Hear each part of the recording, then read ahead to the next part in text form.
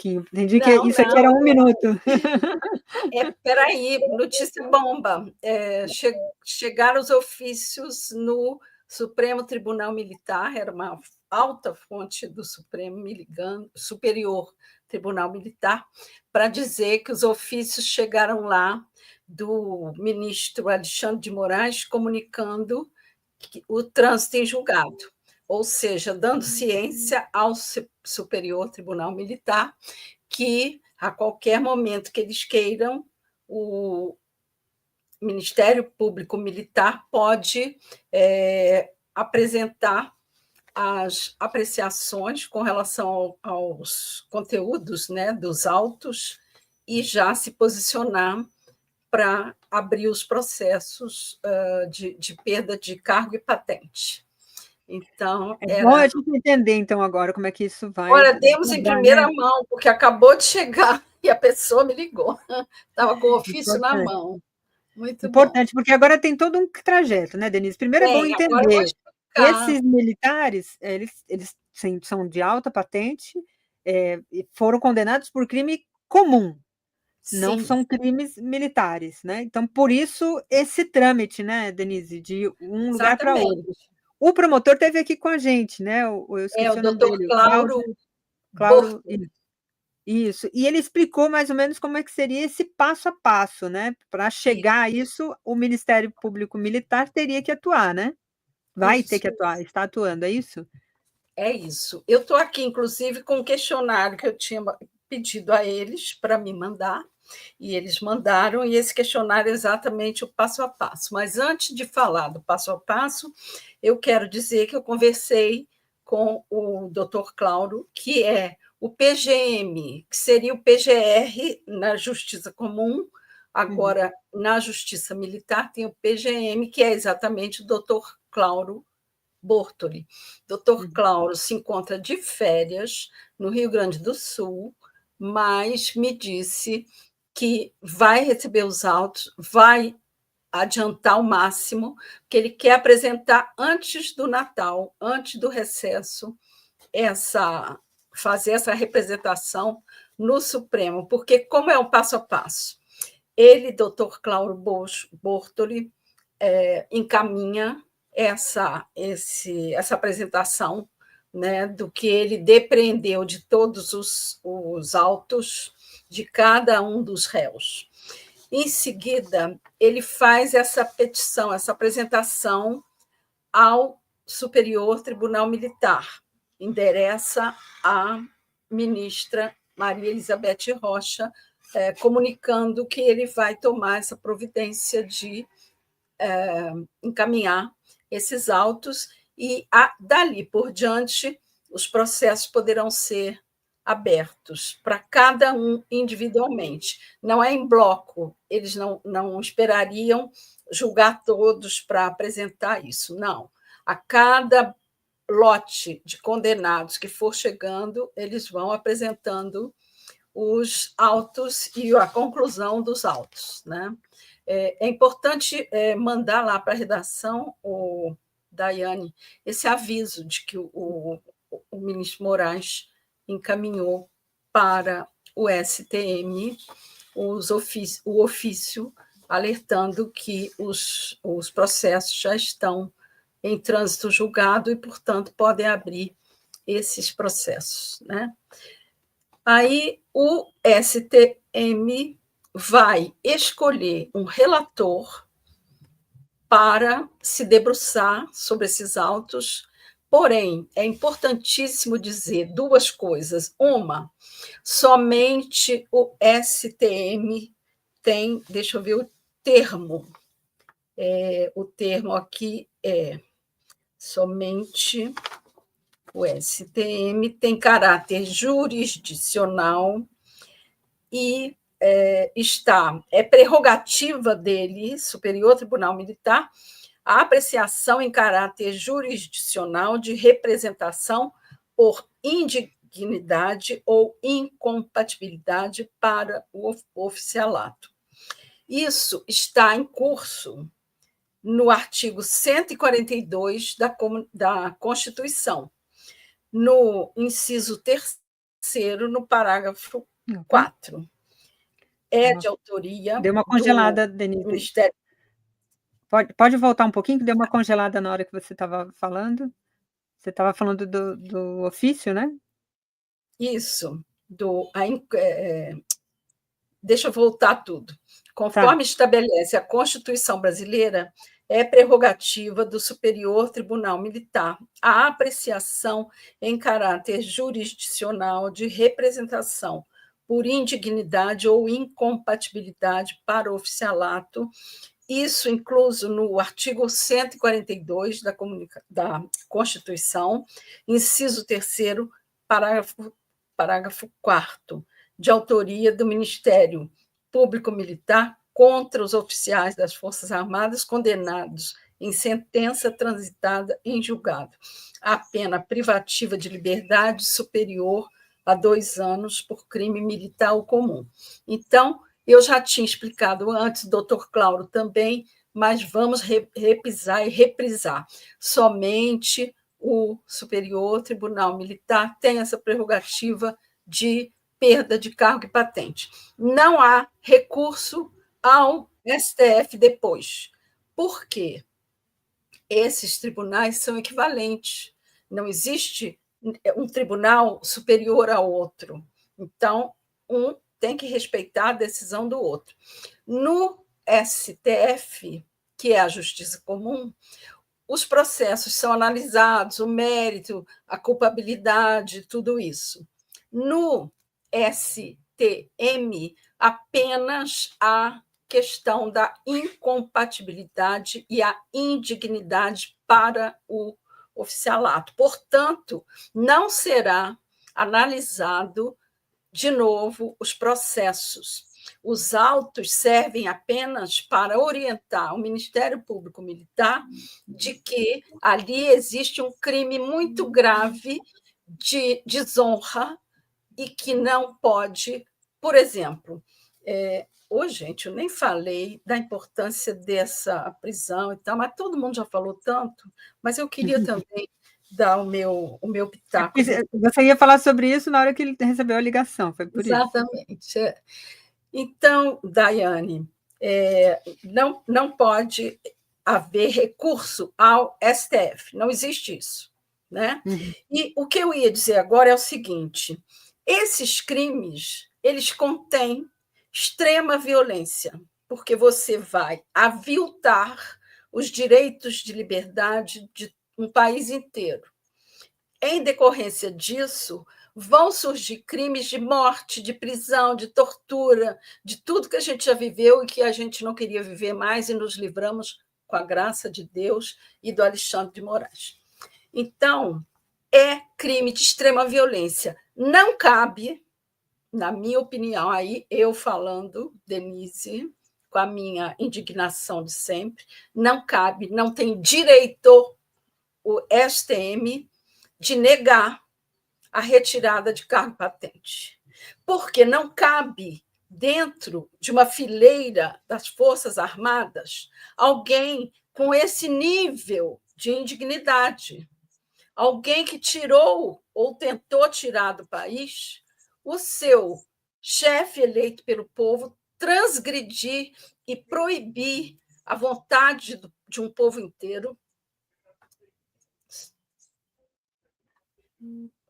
Não é admissível que alguém que atente contra a democracia, a vida do presidente, a vida do vice-presidente, a vida de um ministro, não ser considerado incompatível com as forças militares. Se esses juízes, que são 15 juízes no Superior Tribunal Militar, presididos por uma mulher que peitou uma sociedade.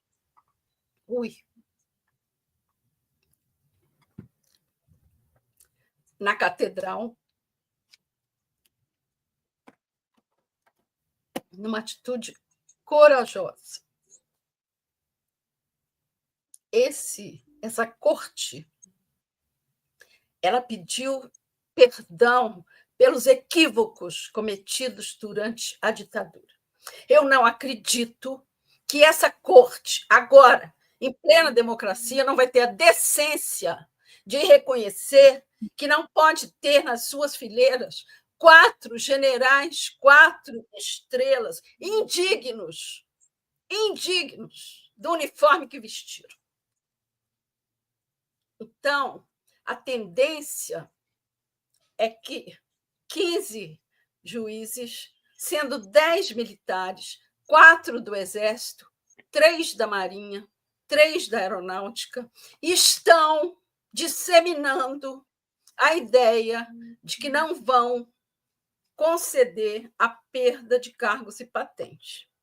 Que eles não ousem fazer isso em nome da decência, em nome de eles próprios serem os indignos e incompatíveis, porque não cabe outra atitude senão tirar cargo e patente dessa corja golpista. Não pode. A gente não pode admitir sequer a sombra de que eles não considerem indigno o que a sociedade considerou, o que o STF, que é o zelador da Constituição, considerou. Eles são indignos de votar. Eles vão ficar sem o direito do voto e vão ter direito a vestir uma farda, a continuar com os galardões. Isso é inadmissível. Por mais que eles tenham dito pelos corredores e peitado a presidente, que a gente sabe que essas coisas estão existindo lá desde que ela fez aquela fala na catedral, que veio aquele Amaral das Couves, aquele brigadeiro, peitá-la para constar na ata o desaforo. Então, eles que não tentem, porque a sociedade vai ter que se conscientizar que chega.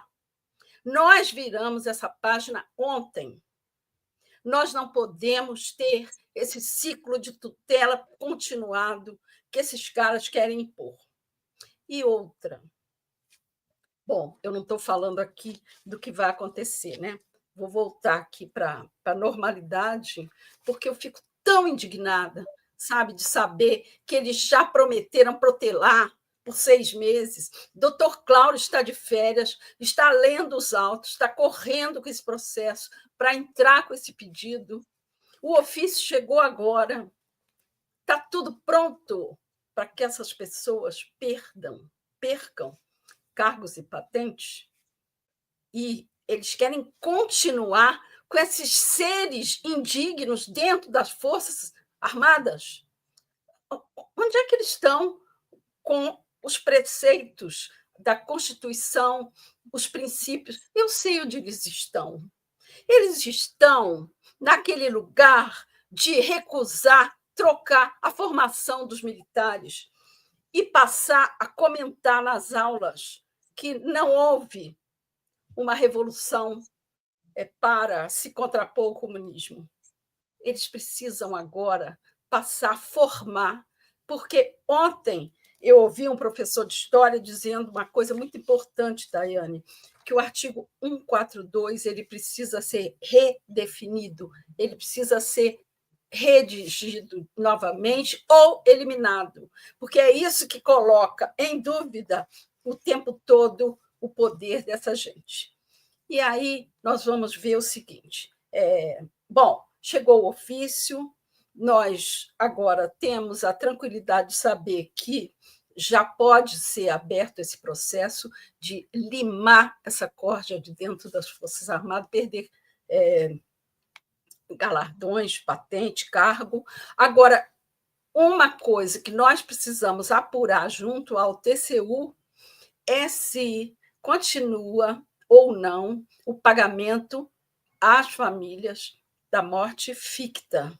Eu já cansei de explicar aqui o que é a morte ficta, é quando o sujeito perde o cargo e patente, e isso nunca aconteceu com o general 4 estrelas, é bom que se diga. Essa perda de cargo e patente ia até um certo nível, o general nunca perdeu, a gente não tem isso na história, vai ser a primeira vez. É por isso que estão todos doídos, cheios de ais e us, e não querendo tirar os coleguinhas fora. Está tendo um impacto enorme, muito mais até do que o ato de prender. Isso aí está doendo profundamente nas Forças Armadas. Está doendo tanto que houve uma reunião para estabelecer uma série de acordos, né, com o Tomás Paiva, o Múcio e o Luiz de Moraes. Bom, mas voltando aqui à vaca fria, escolhido o relator e o relator revisor, o processo começa a andar.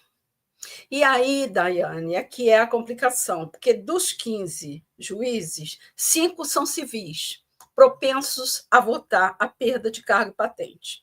Porém, os 10 militares, como eu já disse, 4 do Exército, 3 da Marinha, 3 da Aeronáutica, eles podem começar a pedir vista, a empurrar com a barriga. Isso A aí. perda é compulsória, né? Ou não? Não, não tem compulsória, vai vai rolando. Não, ou seja, os ministros podem votar pela não perda?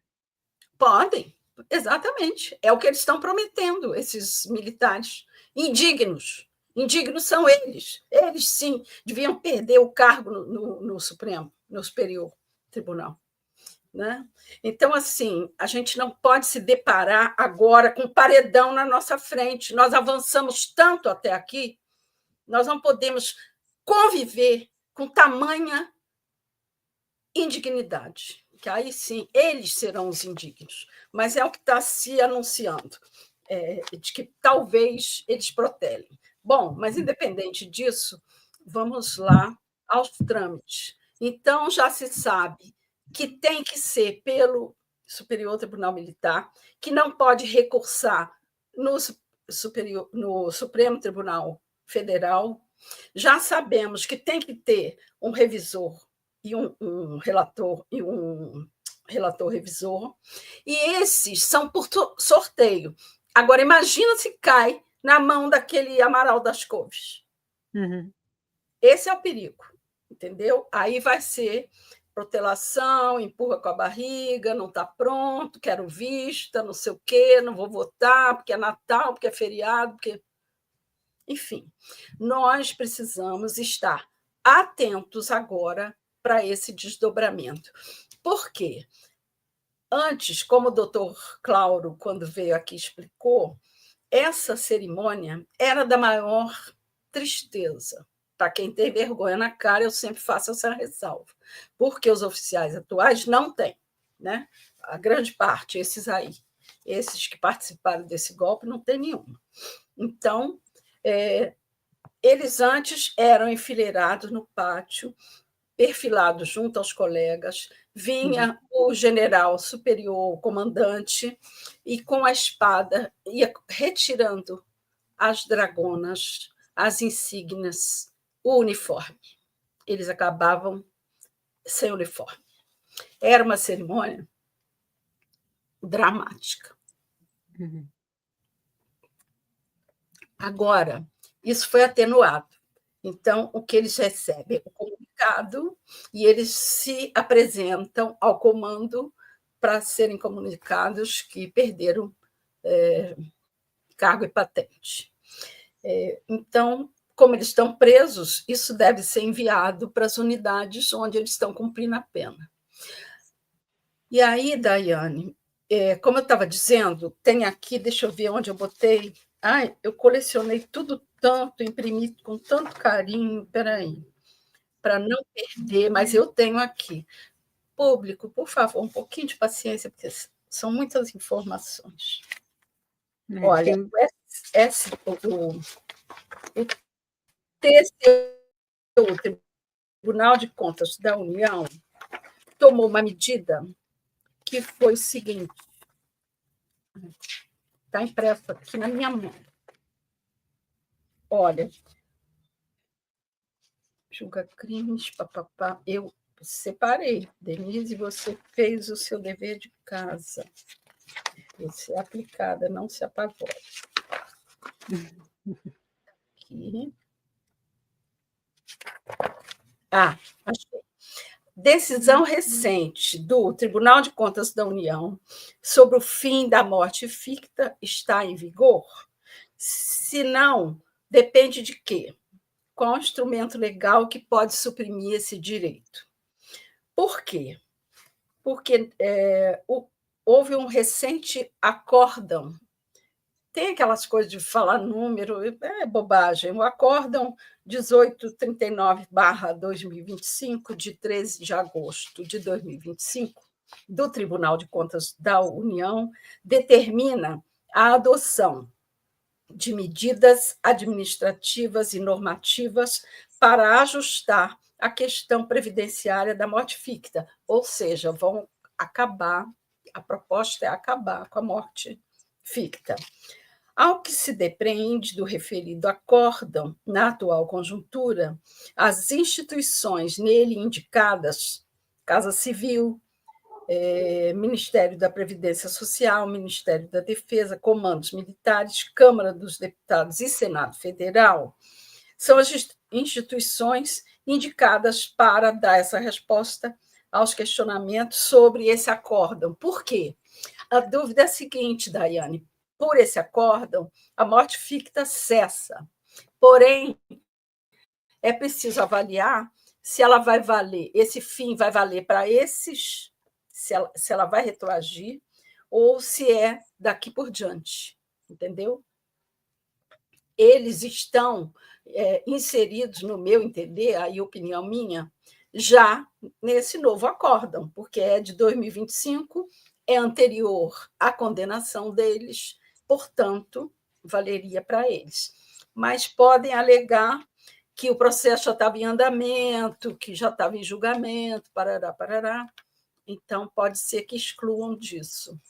Eu não vou rezar para a família de ninguém ficar a pão e laranja, Sim. Mas, ao mesmo tempo, é de se supor que está de acordo com que eles sejam abarcados com essa decisão do acordo, porque foi esse ano. Mas, enfim. Bom, voltando aqui ao passo a passo. Feito isso, não há o que fazer depois que cair lá no Superior Tribunal Militar, a não ser a gente acompanhar com muita atenção e muita pressão para que esses caras não roam a corda, porque não é entendível, se é que essa palavra existe, eu acabei de inventar, que você considere um cara prejudicial à sociedade, a ponto de fechá-lo durante 27 anos e 3 meses. O outro lá com 24 anos, o outro com 16, o outro com 19, para tirá-lo de circulação da sociedade. Não é entendível que se prive esses caras de opinarem pela eleição que eles tentaram prejudicar e tirando o direito deles de votar.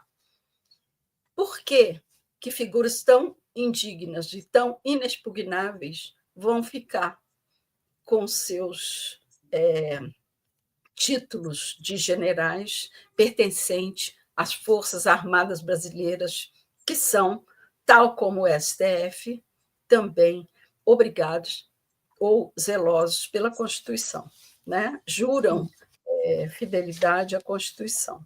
Vamos acompanhar, Denise, porque esse trâmite todo vai levar certamente um tempo, diferentemente do Supremo, a coisa deve andar num outro ritmo, até por esses interesses que você botou aqui para a gente, alheios ao interesse nacional, né, e mais próximos aos interesses particulares aí desses militares, e também dentro desse olhar do que as forças militares também compreendem dentro desse cenário, né, do que eles compreendem, o que é privilégio, o que é, de fato, tentativa de golpe, o que é golpe, né, se cair como um ministro como esse, certamente teremos problema. Denise, a gente chegou aqui, o Pedro já está aqui na sala de espera, tem algum ponto que você gostaria de reforçar? Tem uma última informação, é que apenas em caso de empate, há o voto da presidência do Superior Tribunal Militar. Ela não vota, ela só desempata e desempata pró réu.